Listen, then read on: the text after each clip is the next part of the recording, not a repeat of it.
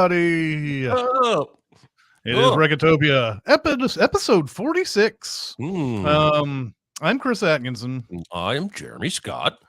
And today's big recommend is going to be talk radio, which is going to be fun to be talking about, I think.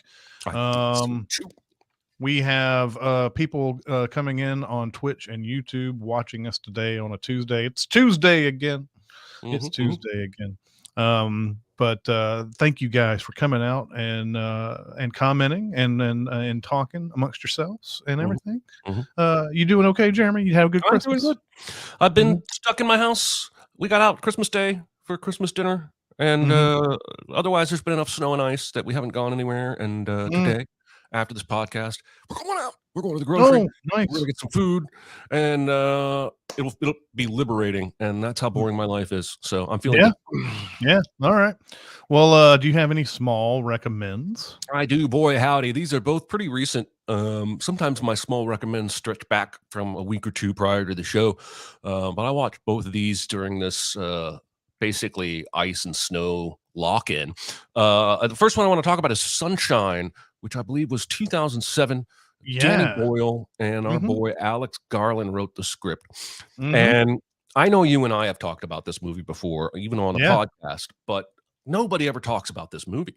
And I feel like it may be one of the greatest sci-fi movies of the 2000s, and nobody talks about it. Now, for me, I hadn't seen it. I don't think it had a huge release. So I came to it years late. I came to it like 2016, maybe 2015. But every time I watch it, I'm just like, God, nobody ever talks about this movie. It's got a stacked cast. We have Cillian Murphy, Michelle Yeoh, Chris Evans, Rose Byrne, Benedict Wong, Cliff Curtis, Mark Strong. Everybody is given interesting acting to do. This is a movie set in the future. The sun is dying out.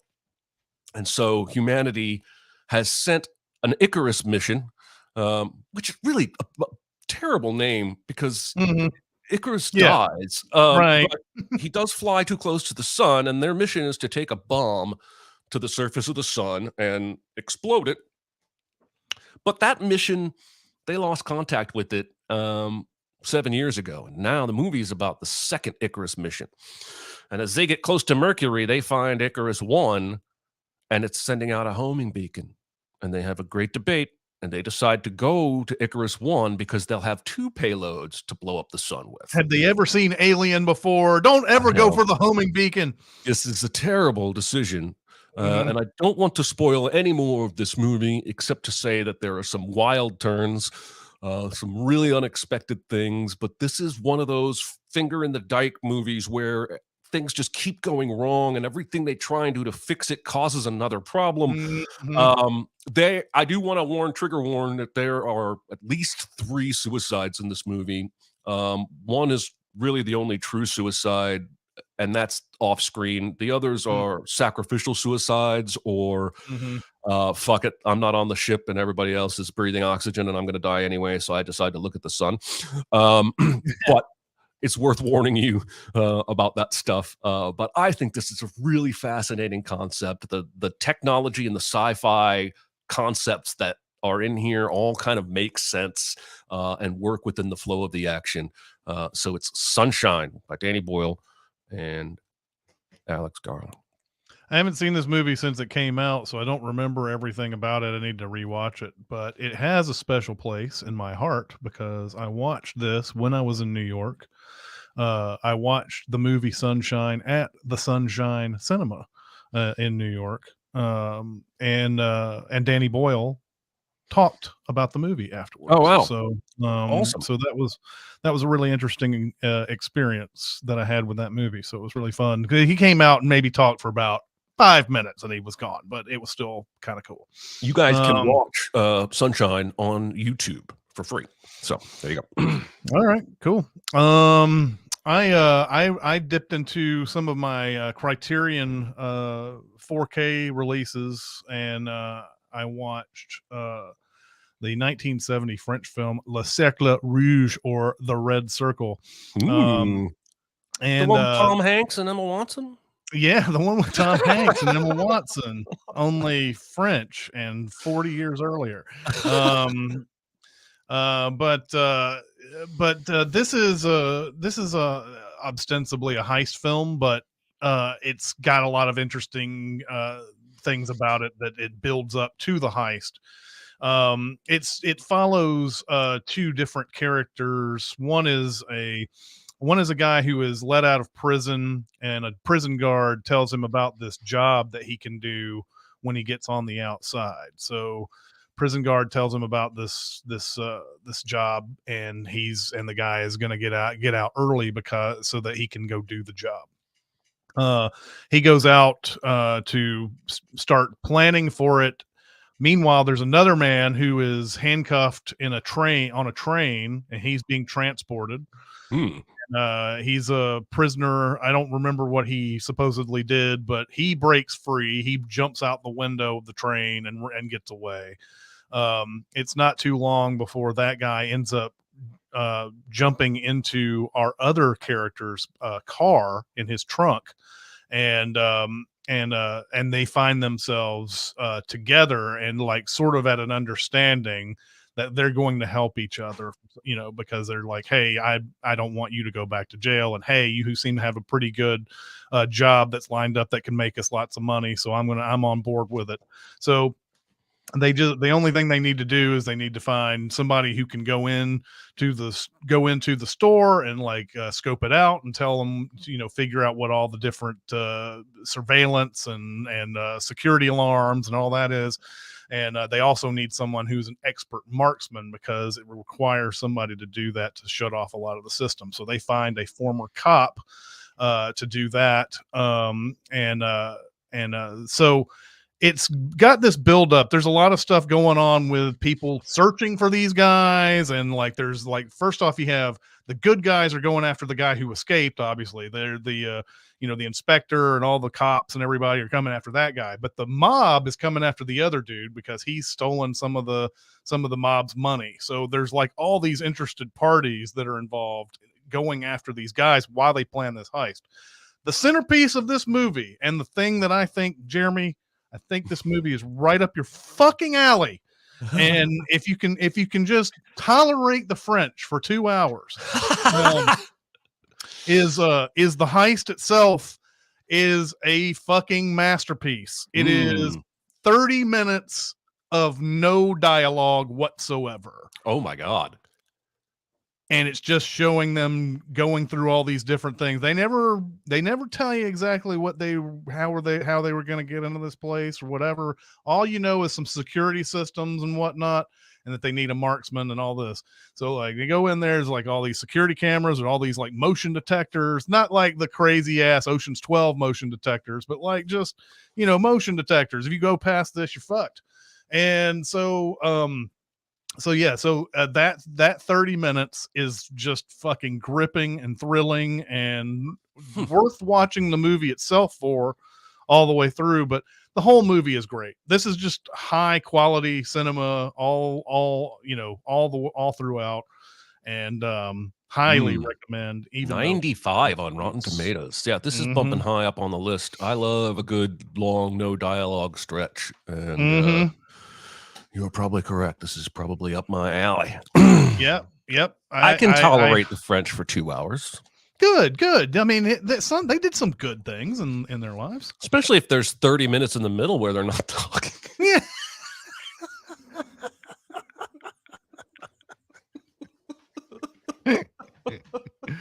So true. That added to the Oh, man. enjoyment as well. Yes.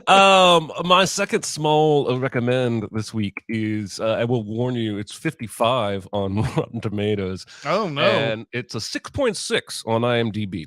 And I'm going to tell you what I think I like about it, and if you think you would like that, then you might want to watch it. This movie is called Seraphim Falls. Okay. This Heard of was this. 2006. It stars basically Pierce Brosnan and Liam Neeson for the most part, although there is an accidental double up with Michael Wincott today because he is in Seraphim Falls. Um, basically, Pierce Brosnan is on the run, and he is a former Confederate soldier. And Liam Neeson and a posse are chasing him for a bounty. And that's kind of the movie. Now, basically, Pierce Brosnan's character is a wilderness survival badass.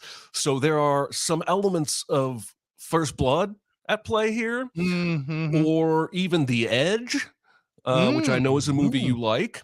Yes. Lots of really cool survival stuff. We see him making footprints and then walking back over them and then dusting certain footprints. And then there's a scene where he sets a fire uh, on purpose to draw the posse in, and then he kills one of them and runs away. It's just a lot. It's snowy, and we're in the wilderness, forest. It's very, very very much like First Blood and The Edge. And there is a flashback about 2/3 of the way through that adds a lot more context to why one of these men is after the other one, because they had an interaction during the war. Um, and it takes Liam Neeson's character from being a cold-hearted bounty hunter to someone who you almost understand.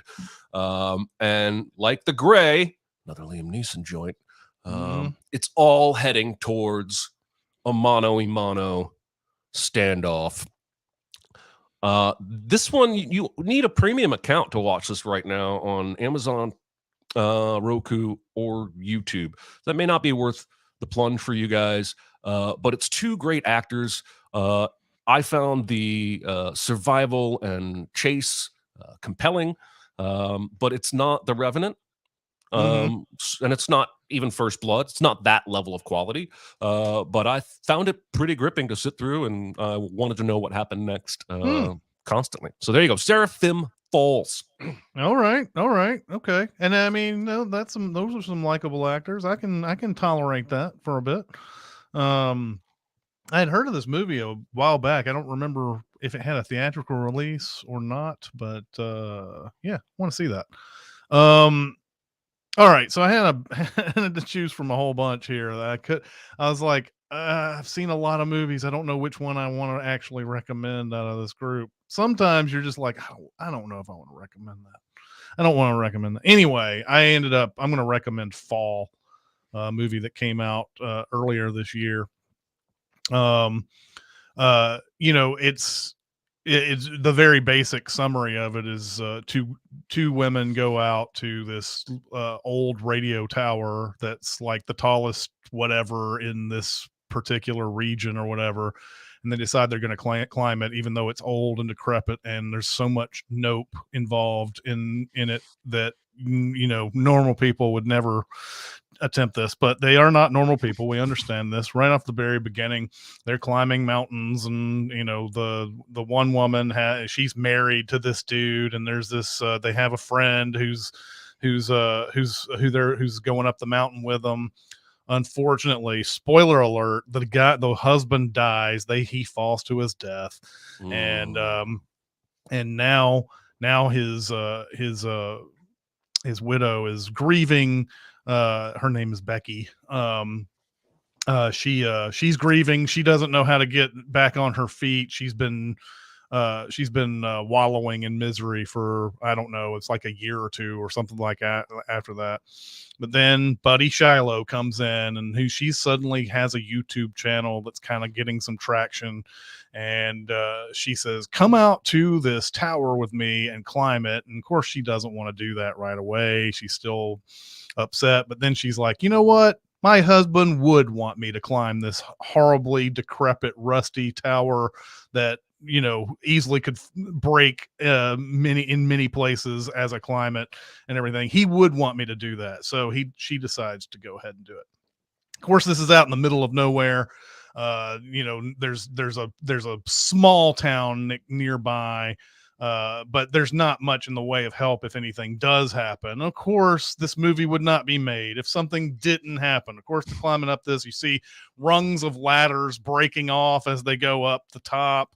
They start getting to certain spots. They get to the very top, and oh, it's so exciting. But then the thing they climbed up to get to the top falls off, and they're at the very top of this thing with no way to get down. And the movie had had some sort of I guess coverage when it came out, because it was filmed practically not. They didn't go up in a tower this high, obviously, but they did simulate it enough to make it look like they were in a tower that was this high. So they didn't use green screen effects or anything like that to do that. They just would go up. They would have a structure that was fairly high, but not super high, that would make it look like they were all the way up this thing. Lots of shots in this where you're like, holy shit, this is this is super high. I would never ever do this in my life. Yeah. Of course, Shiloh, the YouTuber, is a little bit cavalier about lives and danger and things like that, while her friend is obviously reticent to do a lot of this type of stuff. Anyway, I think it's worth watching because it is a thrilling type of movie. It's got a 6.4 on the IMDb, and I'll tell you, I think I know the reason why for this. There's a lot of things in this that are like, oh, come on. The there's an aspect of the relationship that the three of them, she and her husband and this girl, have, that you will predict probably very early on, because this is the way they do these type of things in every movie, it feels like. Then there's a thing that you may not be able to predict, but it has eerie similarities to another movie that came out a few years ago. And I won't mention that name of that movie just in case you remember. It's Lord of the Rings, and the Eagles show up to save them, don't they? Fuck. But yeah, there's another survival movie that came out a few years ago, and it has some of the same aspects of that. But I think as far as the actual danger and them thinking about how they can get help and using the resources that they have and all that, that's all fun. That's all fun stuff. I think, Jeremy, you would like this movie. Seems like a very Jeremy movie, even though it goes to great heights, and I know you don't like great heights, but the movie itself is, I think, a Jeremy movie. I saw a video yesterday, a Red Bull video of a bicyclist on the top of the Hoover Dam on this 6-inch thing, riding his bike along the edge, where if he would fall to the right, he falls all the way down, and he didn't have any protective gear or anything. But I didn't get squeamish watching that, so I can probably watch this movie, especially since I know they weren't really that high up, and this guy was really that high up on the Hoover Dam. So there you go. Damn. All right, yeah, I will. I'll have to check this one out. You're not the only friend I have who has seen this and endorsed it to me, so that always makes me curious, because you guys know me pretty well. All right, I think we're ready for the big O recommend. The big recommend. This week's big recommend is 1988's Talk Radio. Directed by Oliver Stone, written by Eric Bogosian, who 1 year prior wrote and starred in the stage play that the movie is based on. And honestly, John C. McGinley is a fascinating dude. He was in the stage play, and he plays in the same role in the movie. And as I was researching for this, he is in 7 Oliver Stone movies. Yep. 7. That's like a Bill Paxton, James Cameron kind of connection there. Oh, yeah. Anyway, Talk Radio follows Barry Champlain, who is on the verge of national syndication, and his radio show, which is called Night Talk. And he is a no-holds-barred Howard Stern on crack asshole who basically his shtick is he's incredibly intelligent, but undermining the arguments of every caller who calls in and talking shit to everyone. So some of his callers adore him. I love the way you talk shit to people. And he's like, fuck you. And some of his callers hate him. And I had forgotten how much anti-Semitism was in this movie. Because a large portion, Barry's Jewish, and a large portion of his negative calls are anywhere from straight up Nazi stuff to, thinly veiled racist language. And he's as popular as ever. That's why he's getting national syndication. He's based out of Dallas. Alec Baldwin is his boss.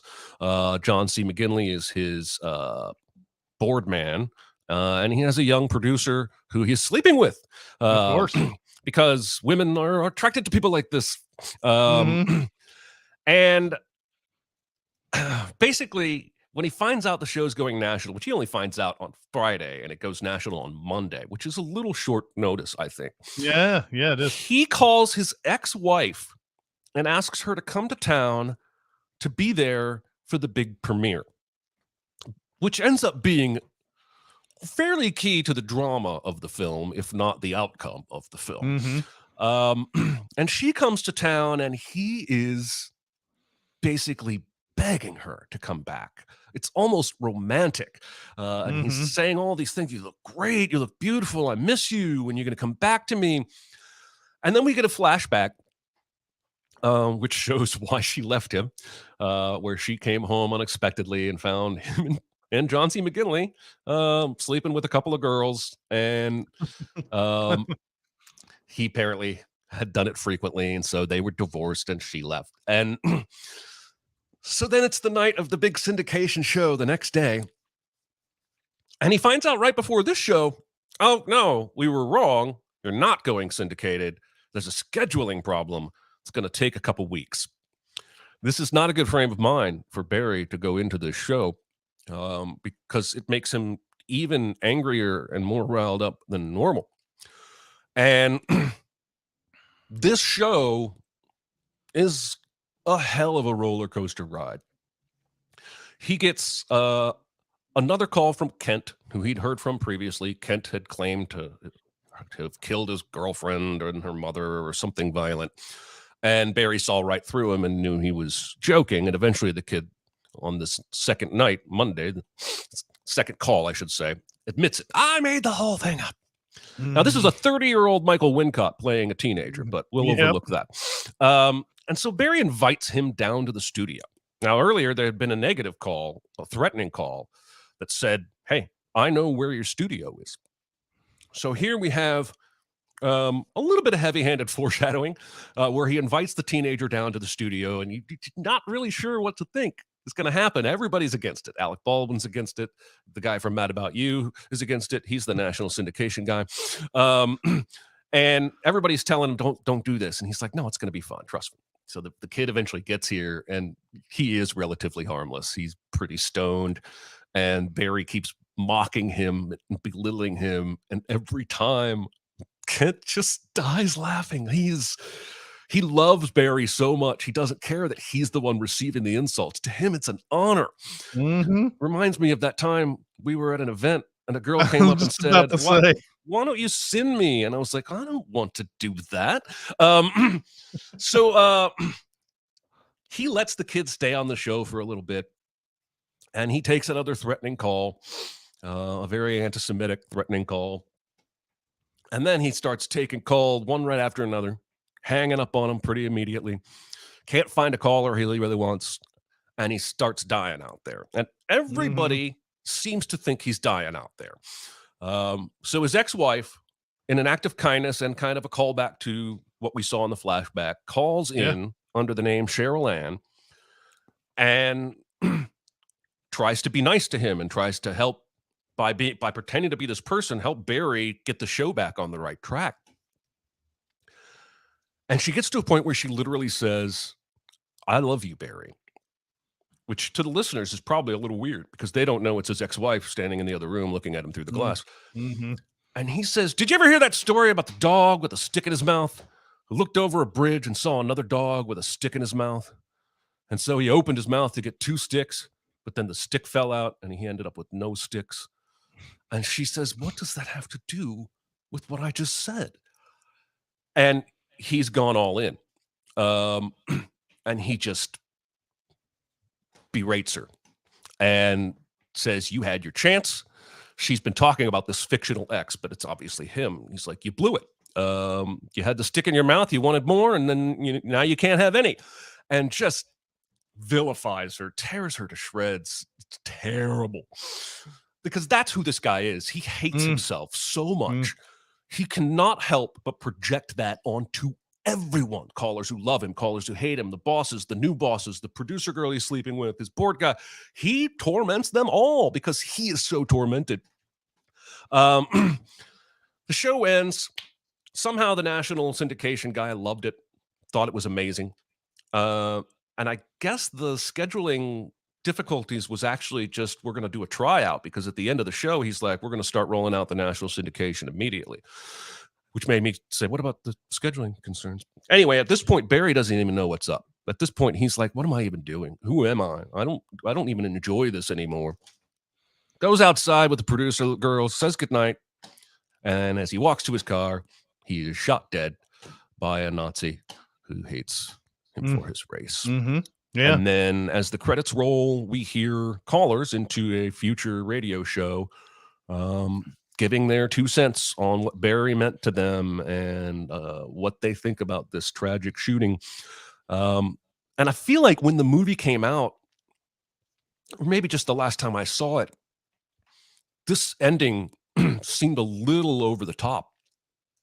But today, in today's culture, the idea of somebody hating a radio host so much that they tracked him down to shoot him is not that far-fetched to me. Somebody like this. Well, and this did happen. It was 4 years prior, a DJ by the name of Alan Berg was doing this in Colorado, and he was shot by white supremacists after a show. So this is what the whole thing was based on. I'd never heard Alan Berg until I looked into this movie, but apparently that is something that actually happened. So yeah, even back then. in this, even back in that day, this is the type of stuff that's happening. Although probably not. I don't know how big of a news story it was. It would be a huge news story today, but maybe not a big news story back in the 80s or whatever. Well, and it was just, we didn't have the internet to spread stories far and wide like we do today. So yeah, and I was 9. I wouldn't have been watching the news anyway. So yeah, same here. So like, yeah, this is a movie that I'd not seen in forever. I mean, I was like, I'd seen nearly everything Oliver Stone ever made. This one was recommended to me by you a few years ago, and I watched it then. And it was interesting watching this because this comes right after Wall Street, and like the music is the same as Wall Street. It's the same composer as Wall Street. Oliver Stone had just made Platoon. It was Best Picture in 1986. And then he made Wall Street after that. And he made Talk Radio the following year. And then he made Born on the 4th of July the year after that. And then he kept making, it was like, there's like this insane string of movies. And then JFK comes in there in 1991. But he's obviously, I think after Platoon, he was kind of trying to get a little bit. I mean, Wall Street's not a small movie by any means, but I think it's probably smaller than Platoon was. And then Talk Radio is like really intimate, and Oliver Stone sort of got made his name back in the day writing screenplays. He was Midnight Express, he was Scarface, and he wrote Scarface, and I was sitting there thinking, this is the most Brian De Palma movie Oliver Stone has ever made. Talk Radio. It's got all that split diopter type stuff going on in there, where we can see his face talking in the very foreground while someone else in the background is observing him and is worried for him or worried about the show or whatever. A lot of that going on in this. There's something about, man, I don't know what it is about split diopter that's so fascinating to me to watch, but I know you know it's so that you can see things clearly in foreground and background. I don't know why watching it is so like exciting and such a great movie move to me when I see it. So there's a lot of that in this. I also thought it was interesting setting this in Dallas. I don't know if Oliver Stone or Eric Bogosian or anybody like that thought only this could happen in the South or the Midwest or something like that. But I had seen this movie and I just assumed this was going to be New York when I started watching it. And I thought it was New York for the longest time until they started talking about Dallas, and he goes to SMU and he does all this other stuff. Yeah. And I was wondering what the basis for putting it in Dallas was. Is it because it's like an all American city? It's like this can happen in your city. Is it Hmm. because it's in the South? Is it? There's a lot of I didn't really read into what the movie was trying to say though about setting it there. There wasn't any statement about Dallas in No, particular. and the play is actually set in Cleveland, which only raises more questions Yeah, because yeah. that's not the South, but it is another all-American medium big city. Mm-hmm. But you're right that other than just being set there, it doesn't seem to impact any of the actual plot. Mm-hmm. I'm not sure why they said it then. Yeah, I don't either. But I just always assumed New York because it was just the type of the shock jock type of culture that we've come to know came from New York. Like Don Imus and then Howard Stern and all Hmm. these, that's what it seemed like. But um, so yeah, it's Dallas, and then I think it's really interesting that SMU scene because either of the people who were running uh events at SMU have no idea, have no clue what popularity and what a well-liked person is because he comes in and gets booed like immediately when he gets announced there. He can't even get a word in edgewise. He's being Yeah. booed so much and having stuff thrown at him. Um, like it's just I thought it was really interesting. I think it may be that the person was just so out of touch. It's like, oh, there's somebody I've heard of. That's somebody that's on the radio. But you wouldn't think that you wouldn't think that you would have. I don't know. You wouldn't think that somebody setting that event up would be completely oblivious to it unless he just had never heard the guy's show, and maybe he didn't. Maybe he just Yeah. heard the guy's name, Yeah. and the guy's show obviously isn't going to play well at amongst a whole bunch of SMU people and everything. So I thought that was a fascinating scene. I love that whole flashback with his wife and Yeah. like how he started, and he there's this guy who's like just kind of invites him on the show, and then suddenly he just takes over, and Yeah. he does so well that the powers that be give him his own show. And so yeah, it's just a really interesting it's just a really interesting dynamic, and I really like to see his rise and everything. So yeah, no, I mean, I don't know, just it's a really fascinating movie with a lot of fascinating, like, I don't know, verbal diarrhea almost. Yeah. Yeah. Like someone really just exposing his mind to a national audience, and he speaks coherently, but maybe not like maybe not like the I don't know, he's not really saying anything important, really. He's saying stuff that sounds really intelligent, but it's not really. So I think he's realizing it as he's saying it. That's what's so fascinating about the like last scene where he's like going through that big long diatribe, and Yeah. his eyes look like they're just crazed when he's Yeah. talking it, when he's doing it. Like he's like, I'm just letting it flow through me. I'm just saying what is on my mind, and and it looks like, yeah, like you said, he looks like he's about to die. So anyway, this movie is really really cool, really fascinating, and I really like watching it. It's simple, it's very simple and It straight to sure the is. point. Yep. And he doesn't realize ultimately that the things that he says can be dangerous, and that there are people out there who are that crazy.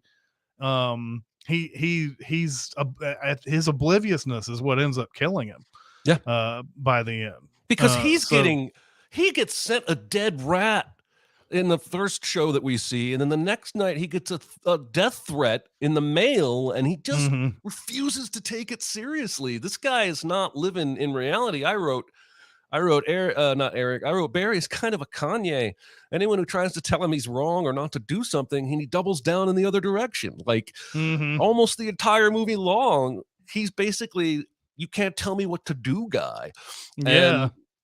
And even the you should be worried about some of these callers, he takes that attitude. You can't tell me what to Mhm. do, so I'm not going to be Yeah. worried.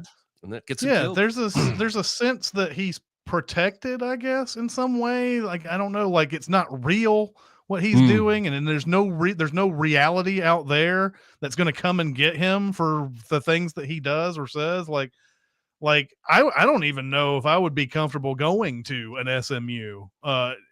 You have to know he can't. He doesn't look like he knows how unpopular he can be. Right.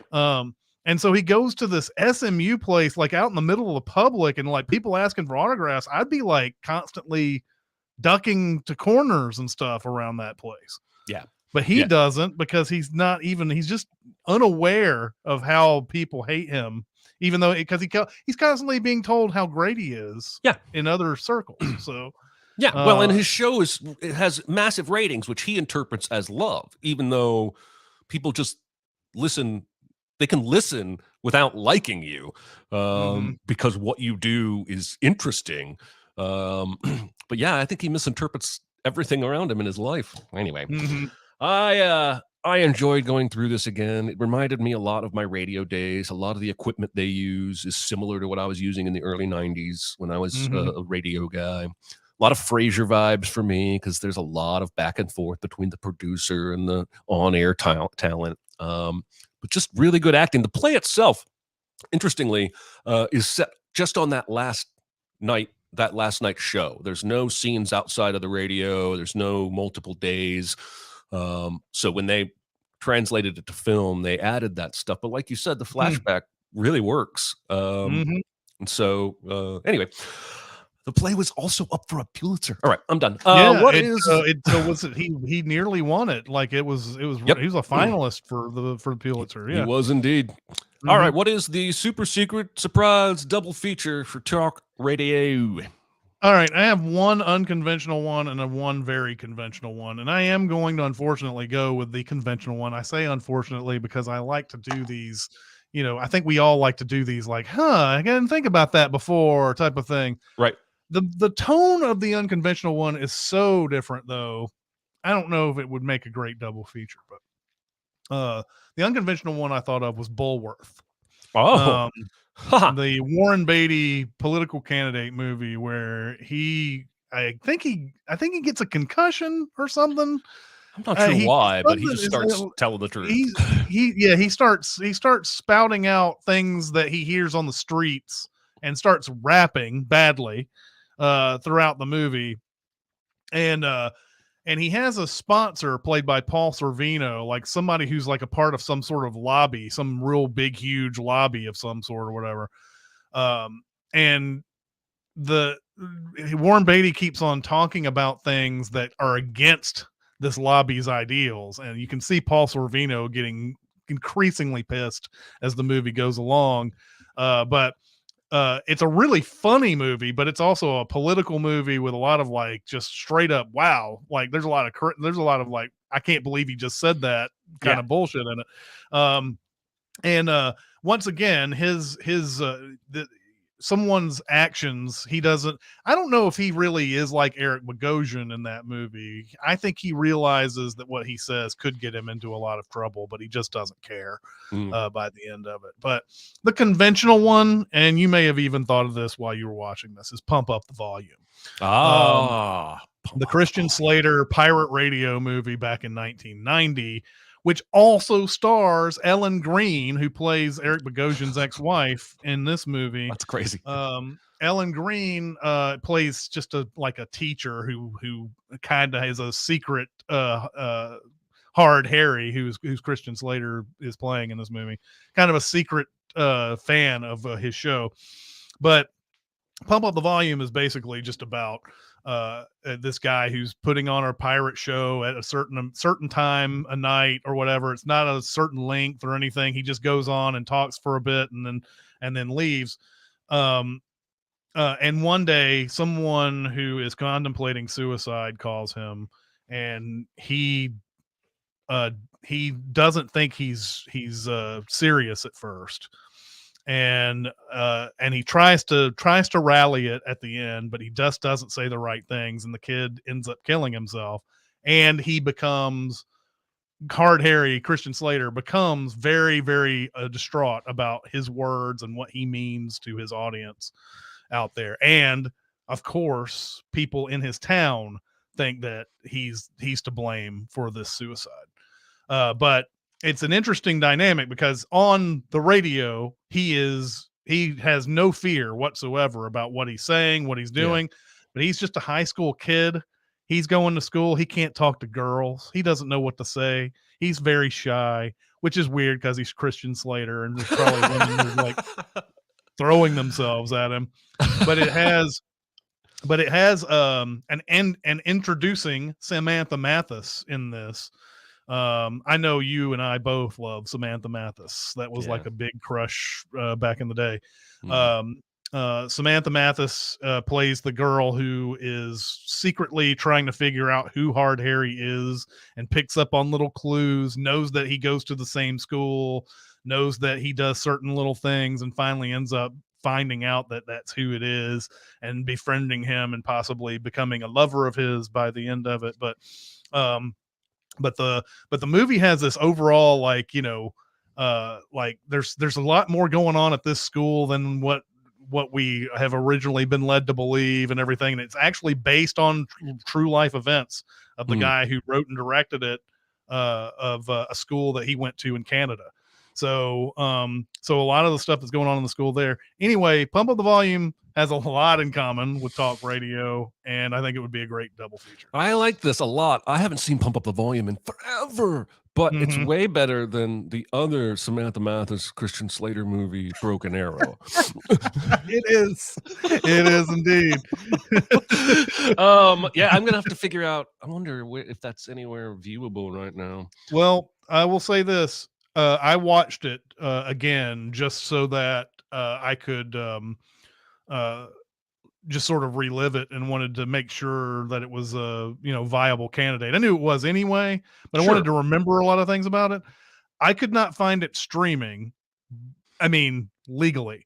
I found it on YouTube. Someone has cut it up into like 30 clips on a playlist, and you can watch it that way. Interesting. I've also ordered the Blu-ray because I'm just gonna have to have it at this point. But you can watch it on YouTube. There's somebody who uploaded it, and it's like 30 different clips, and it's not a bad like thing. You just press play all, and occasionally there's like a blip ad, and it kind of goes on to the next one. So what are we going to watch for next week's show? What is our homework for what will be recorded in the first show of 2023?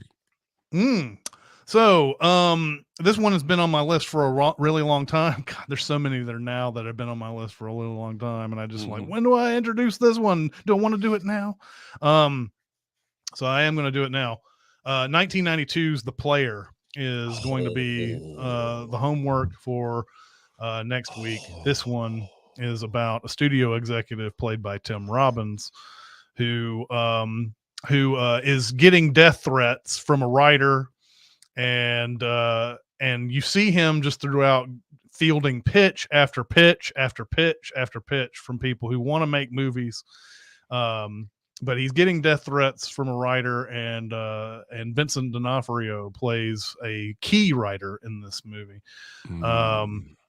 And something happens, I won't spoil, that sets Tim Robbins on a kind of a different journey throughout. But this movie is a real like inside baseball movie set, directed by Robert Altman, where there's just so many there's so many cameos, and there's so many people just like doing random scenes in this, and it's very loose, but there's a very tight plot to it as well. But there's a lot of looseness to it, like he just runs into Burt Reynolds at a restaurant, and they have a conversation, and Burt Reynolds is just like, as Tim Robbins leaves, he's like, asshole. And then it's like this whole like I think it's like a whole like improv. There's a lot of improv kind of stuff in this, but this movie is fascinating and great, and I hope a lot of you out there who haven't seen it get to see this for the first time, because it's great. Good It's stuff. very Robert Altman-esque in that there's a lot of dialogue going on in a lot of different places, and sometimes you're not sure who you're supposed to listen to, but everything everybody is saying is interesting. So Mhm. it rewards rewatching. You can stream this on HBO Max right now, or if you have the Amazon Prime Premium subscription that has HBO Max attached. Mhm. This is a 98 on Rotten Tomatoes, ladies and gentlemen. I haven't Yep. seen it in maybe 10 years, so I'm very excited to go back to it. But this movie is a banger, and I can't wait to discuss it Mhm. freshly. Yeah. Um, all right. Well, I think we have time for some questions. Alrighty. Questions. All right, here we go. Name a movie where the title put you off of the movie, but turns out it's actually something worth watching. Example, The Last Supper. I thought was going to be some religion thing, but after hearing you guys talk about it, I really want to check it out. One movie that I think I knew was good already or had been purported to be good before I heard the title. But if you ask me now whether or not I knew if this movie was going to be something good when I first heard about it, was Quiz Show. Oh, Um, it's just plain old quiz show is what it is. You wouldn't think from that title that one of the best movies of the 90s is behind that, but it is. It's one of the best movies of the 90s, and it's called Quiz Show. um uh and also most recently, the movie Barbarian did not make me Hmm. want to go see it at all. And it was only because I had heard so much about it that I ended up just like, all right, I'll go ahead and watch this. I mean, people seem to love this for some reason, and I'm glad I did because I really liked Barbarian. So yeah, those are the two. I like this quiz show today would be called like the unbelievable hubris of uh, NBC or something. Yeah, Um, yeah. I'm going with Michael Clayton because it's not only just a Hmm. dude's name, but that is a fictional dude. It's very close to the title Michael Collins, but Michael Collins was a real person in history. And so Yep. it's not like naming your movie Lincoln, where you can immediately have draw. You named your movie after the main character's fictional name. And it's one of the best movies I've ever seen. Mm, I still think it's a bad title. yeah. But it kept me from watching it for several years because it sounded fucking boring. And Hmm. I don't know what you changed the title to make it, more resemble what that movie actually is. Um, but yeah, that's not that I think that's a terrible title, but that definitely kept me from watching it for a long time. Over here we've got Moneyball. Yeah, Moneyball's a title that you wouldn't think much of. Edge of Tomorrow. Yeah. Of course. Um, and Shireen telling us that we're awesome. Well, thank you, Shireen. Thank you, Shireen. That's You're not a awesome. movie title though. Mhm. Yeah, exactly. Let's do another question. If I feel like Mhm. if you remade Taxi Driver today the exact same way, except changing the setting from New York City to Las Vegas, it would be just as great a movie. What other movies Hmm. changing cities or setting would make it better or worse? God, I feel like New York is such a part of Taxi Driver. I don't know how I would take I don't know how I'd take the city of New York out of Taxi Driver. So much revolves around it being a New York movie, but I get the spirit of this question, and I don't know, it's really tough. I think The Hangover would be fun if it was in some place not a big city for once. Hmm. Like if they had put it out in the country for maybe Ooh. one movie, and Ooh. they would have been able to like sort of explore, southern culture while they were like, and Vegas is a perfect one for the first movie. Sure. But like then they're like, let's go to Bangkok and let's do all I mean, it just it and it just gets it's all very samey. It Yeah. doesn't matter where they go. Yeah. They all have the same bullshit that they have to run into. I just feel like going in the South somewhere or just somewhere in the country in general would have been great for a hangover. Yeah, Anyway. that's a great idea. Um yeah, that's a great idea. Mhm. So the movie Collateral is one that I really enjoy. Um, Tom Cruise is playing a bad guy, ruthless, Mm, unkillable assassin, forcing Jamie Foxx to drive him around to all of his hits. yep. And I feel like there's a lot of LA in that movie, but Oh yeah. I think the reason it's in LA is because LA is so sprawling and Mhm. so huge. Yeah. And I feel like that movie would work really well in Chicago. Mm, Because mm. Chicago has the same amount of sprawl where you would need, to drive back and forth and up and down for several hours to hit 4 or 5 different assassinations. And not every city like Nashville is not sprawling. Nashville is Yeah. tiny and crumpled. Mhm. Same with Indianapolis, but like Chicago, maybe even more than New City York. like New York is sprawling, but there's so much bridges and waters and tunnels and all that stuff. Anyway, I thought Collateral in Chicago might work. city in Atlanta, like Atlanta might be a good one for sprawl. The only Um, problem would be you'd have to stop for 2 hours every time you got on the interstate. so true. So true. Fucking A. Anybody in the somebody else was thinking Collateral. That's neat. Yeah. Says 8 says train to Busan, but in New York. Okay, I can It'll see that. probably happen. Yeah, Star Wars would be better if they said it on, oh gosh, some message came up, on any other planet besides Tatooine. And somebody's like, Atlanta in the snow? I don't know. But yeah, quick change in Tokyo. Yeah. Okay. All right, let's uh, do at least one more. all right. Are there any movie stars that you called, quote unquote, like you saw them in a movie when they were super earlier in their career and you said, that person will be a star? Okay. So when I watched Primal Fear and saw Edward Norton for the first time, I thought that Mm. he would definitely be a star. I think that was his debut movie as well. Now the window between when I watched Primal Fear and when Edward Norton became a star was a very small one, because everybody was raving about Edward Norton after that movie came out. So he was a star instantly, and then he was in The People versus Larry Flint later on in the year. Uh, but the one most recently is Jenna Ortega. Oh, Um, yeah. I watched Scream, did not know who she was, but I was like, I really dig her performance in this. I mean, this Scream movie isn't very good, but I think she's good in it. And suddenly, yeah, we're seeing Jenna Ortega in everything, and now we know why, is that she's really, really good is why. So Hmm. that's another one that I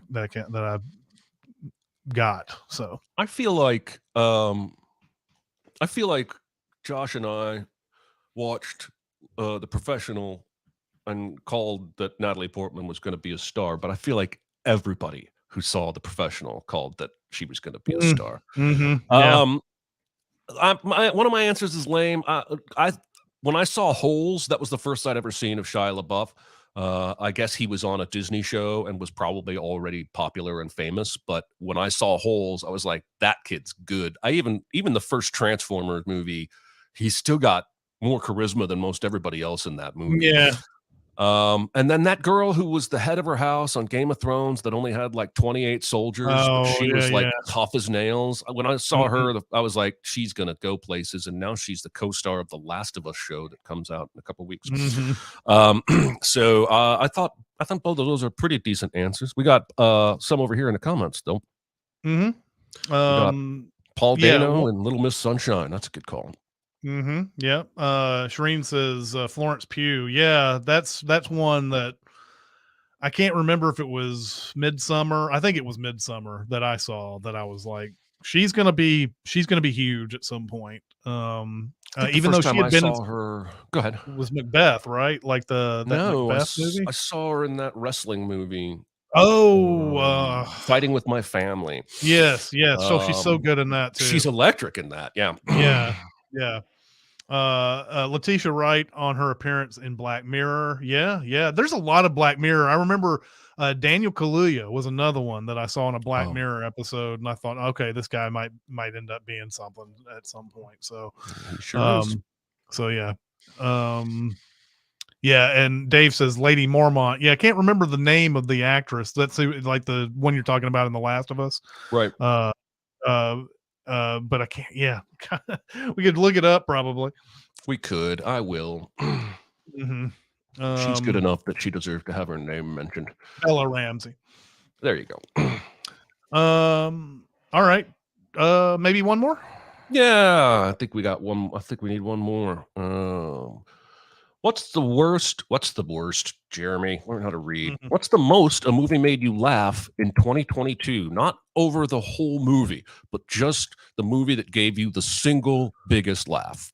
So this is not spoilery to Glass Onion if you haven't seen it, but uh, at the beginning of Glass Onion, there's all these characters trying to solve a puzzle box, much like Escape Room does. With everybody gets sent one of these puzzles and they have to solve it to get into the escape room and so forth.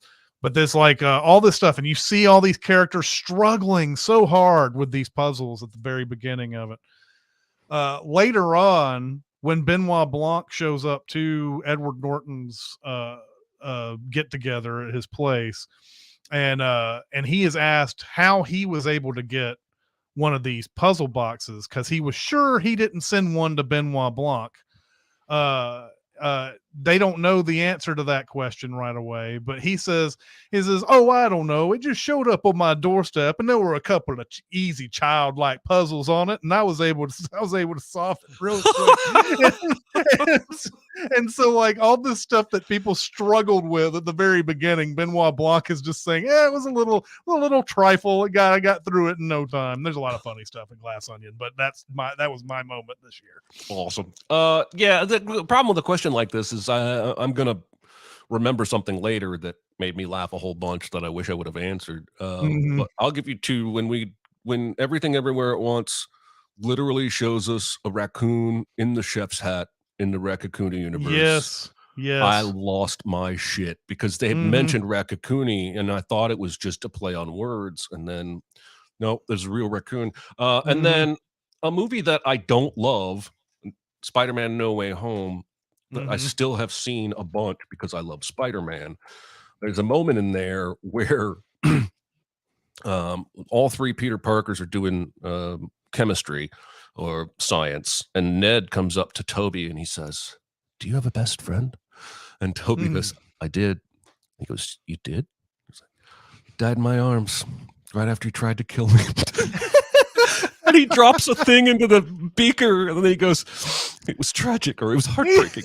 And Ned just does this 1,000-yard stare, like, "What?" And it makes me Yeah. giggle so hard every single time because Toby's delivery is just perfect. He's Oh, just it's it's so great. casual about it. But there's still a twinge. It was heartbreaking. Oh man. Yeah. Anyway, that's gonna Slabs do it for questions.